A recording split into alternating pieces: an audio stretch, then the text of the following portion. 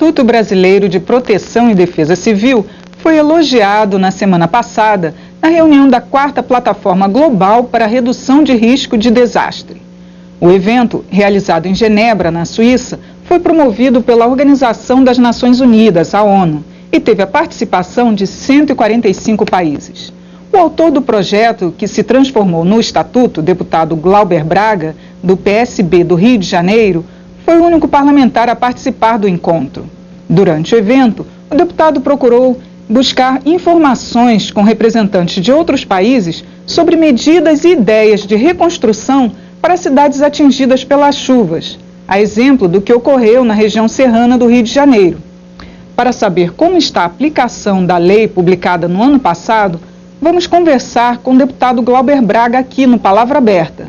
Vale lembrar que o programa é uma produção conjunta da TV Câmara e da Rádio Câmara.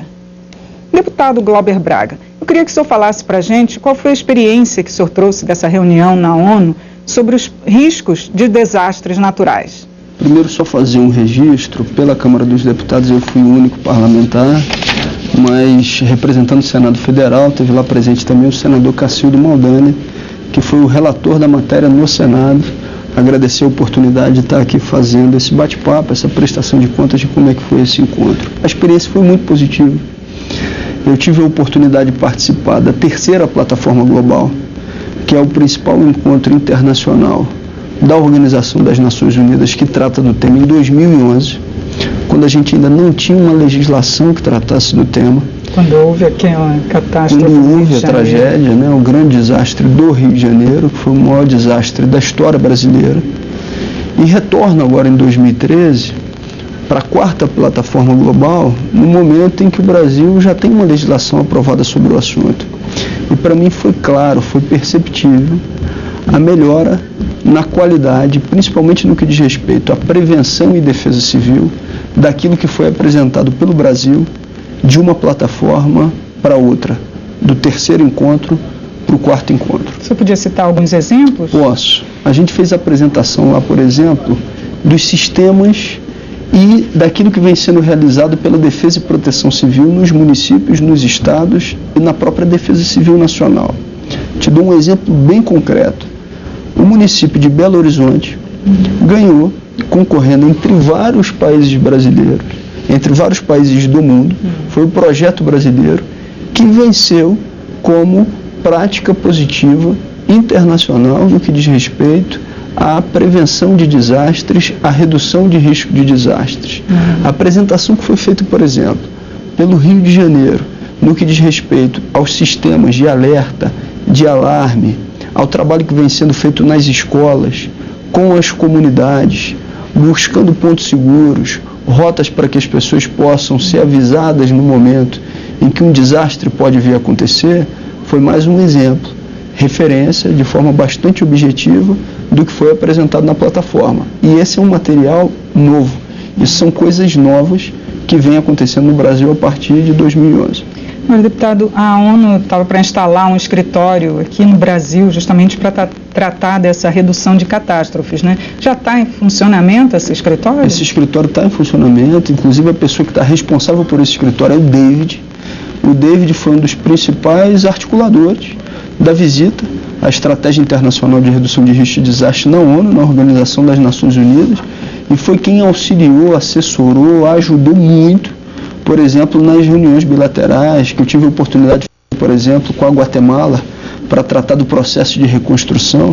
Essa foi uma articulação feita pelo David. Então ele já está trabalhando como representante, é o primeiro escritório da ONU para a redução de risco de desastres na América do Sul, no Brasil, no Rio de Janeiro. Agora, esse escritório ele representa o quê? Um maior suporte técnico para os governos, digamos assim? Eu não tenho dúvida disso. É a possibilidade da gente saber quais são as melhores experiências internacionais que estão tratando do tema redução de risco de desastre, prevenção, e ao mesmo tempo um acompanhamento da Organização das Nações Unidas, claro, mantida a nossa soberania, sobre aquilo que está sendo feito localmente. Porque a gente também tem experiência positiva que pode estar servindo como exemplo para outros países.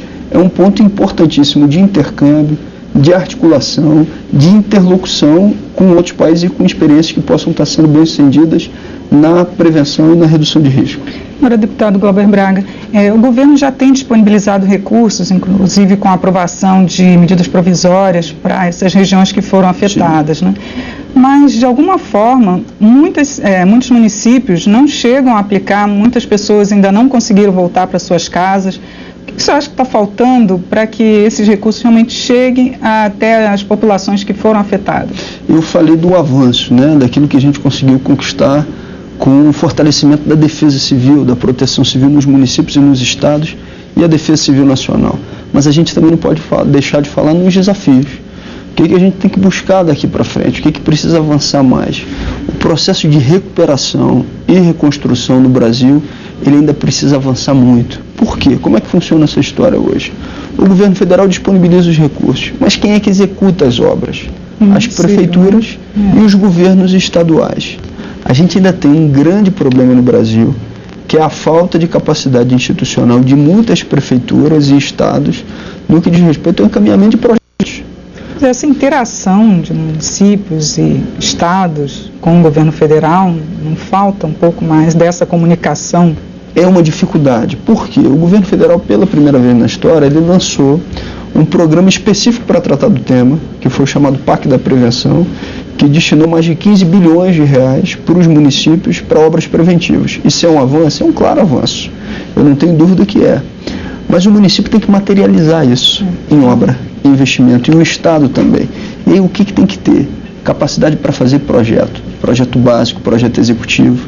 Se a prefeitura ou o Estado não tiver técnicos suficientes para que esses projetos possam estar sendo feitos, tem que colocar no orçamento do Estado, no orçamento do município, recursos para a confecção de projeto. E do ponto de vista do parlamento, aquilo que a gente tiver que alterar do ponto de vista legislativo para garantir uma maior agilidade, a gente também está procurando receber sugestões para que essa agilidade possa ser dada. Mas não tem legislação que vá poder modificar o que concretamente tem que acontecer, ou seja, que a valorização do gestor municipal e estadual, de boa parte deles, sem generalizar, dos investimentos que tem que ser feito nos projetos. Isso é, porque na prática o que a gente vê é que é só socorrer o que já aconteceu. E esses desastres, embora não sejam, não caiba prevenir, não se sabe prevenir exatamente, é possível pelo menos fazer algumas obras, como as de contenção, mas até agora o que a gente está vendo são só os governos efetivamente aplicando para socorrer depois que as pessoas já foram atingidas, né? Como interromper esse processo? Interrompendo é fazendo projeto, mandando os projetos para o governo federal e executando os recursos que estão sendo disponibilizados. O governo federal está disponibilizando mais de 15 bilhões de reais, como eu já tive a oportunidade de dizer. As prefeituras e os estados, que são afetados por desastres, têm que fazer um bom investimento desse recurso. Não estou querendo dizer aqui que isso é simples, é fácil, é não estalar de dedo. Mas pode ser melhor? Pode ser muito melhor do que o que está acontecendo hoje. Vou te dar um exemplo. Lá na Organização das Nações Unidas eu tive a oportunidade de ter um contato com a Guatemala. Lá eles têm um protocolo bem interessante de reconstrução. Eles sofreram um grande desastre em novembro. Em fevereiro eles já estavam entregando 150 unidades habitacionais. E em maio agora eles estão entregando 500 unidades habitacionais para aqueles que perderam as suas residências. Que agilidade que a gente ainda não alcançou, né? Na região serrana do Rio, 2 anos depois do desastre, até esse momento, quando a gente está aqui fazendo esse bate-papo, nenhuma residência ainda foi entregue. É fácil, é difícil encontrar terreno que seja disponível para construção segura? É difícil, mas o processo pode ser mais ágil? Pode, porque o governo federal está disponibilizando recursos. Então os governos estaduais e as próprias prefeituras têm que agilizar os seus processos locais de investimento desses recursos e encontrar os pontos seguros, desapropriar naquelas áreas que possam ser seguras, porque tem também a questão da especulação imobiliária. Em determinados momentos, a prefeitura tem que botar o dedo na ferida, no Estado também, ou seja, em uma região que ele pode perder alguns dividendos políticos com aqueles que vai haver uma desapropriação, mas que é uma área segura e muito valorizada, que seja feita, que seja realizada, mas que garanta a construção de moradia segura ali. Não é fácil, mas pode ser muito melhor do que o que está acontecendo. O legislativo tem como atuar também? Tem. Para forçar isso? Eu já ouvi algumas propostas do ponto de vista legislativo do que a gente pode avançar. Uma coisa hoje que já é possível, como houve regime diferenciado de contratação para a Copa do Mundo, onde você agilizou o processo de construção de estádio, não tem Para mim não tem o menor cabimento você poder agilizar o processo, que seja de um estádio de futebol, com todo o mérito que tem um estádio de futebol, que a gente vive no Brasil, que é o país do futebol, mas que você não tenha a mesma agilidade para o processo de uma obra preventiva que vai poder salvar a vida de centenas, de milhares de pessoas. Então, essa é uma discussão que está sendo realizada.